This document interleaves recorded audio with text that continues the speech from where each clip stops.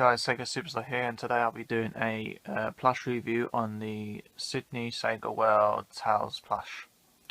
I got this guy recently from a good friend, Orange Hedgehog 2012, and she made my day when she let me buy this guy.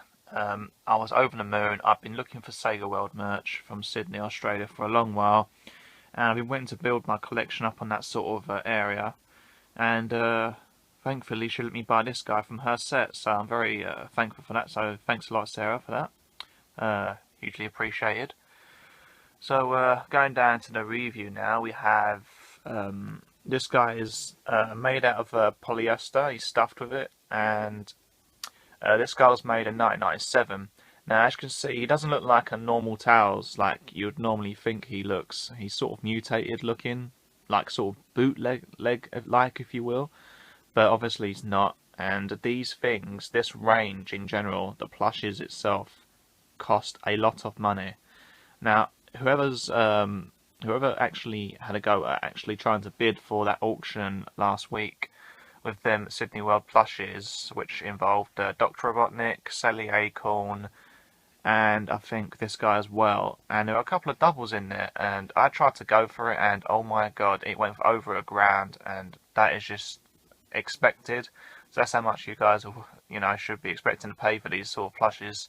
Sort of these on the rarity, I'd say these plushes are on the same line as Sonic Adventure 2, Soap Shoes plushes, and also the Sonic the Fighters line plushes. These are probably on par with them on rarity and expenses.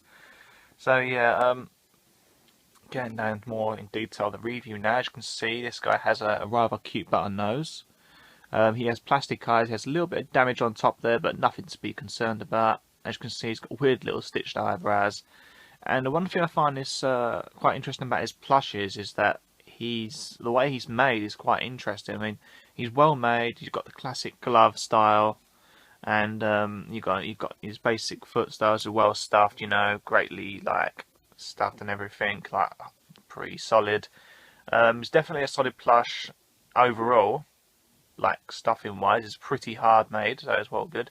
It's got a cheeky little smile there on the side, which is quite interesting. His whiskers are definitely interesting and unique. They're very short, but what I found more interesting was the top of his head, like a little bit on his head for some reason. Don't know why, it's quite weird. Sort of like a real hairstyle sort of thing. It's really weird. And the thing I love about this, one feature I actually really love about his plush is his tails. Now they don't call him tails for nothing, but this sort of really resembles like a real fox's tail.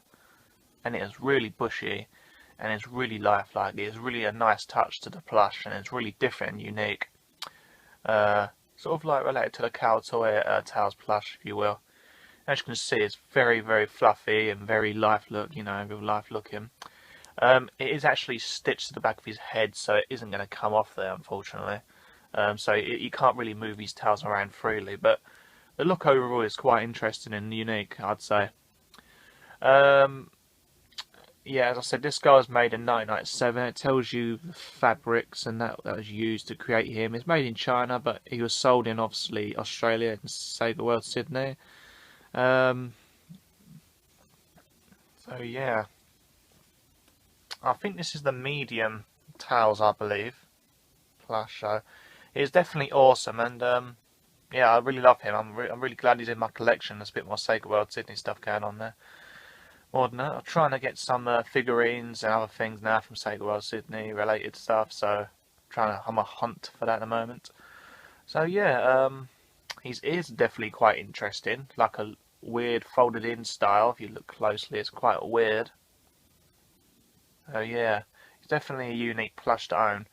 I didn't go for him for his look. I went for him overall because of his uniqueness. He's quite rare as well, obviously, and he just looks different. So that's why I love him in my collection. So yeah.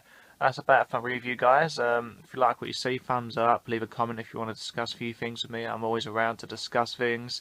If you haven't subscribed already, it'd be nice if you subscribe to me, and I'll do the same back. That's my sort of motto, subscribe back, sort of thing. Equal respect. And yeah, I'll see you guys soon for another video review.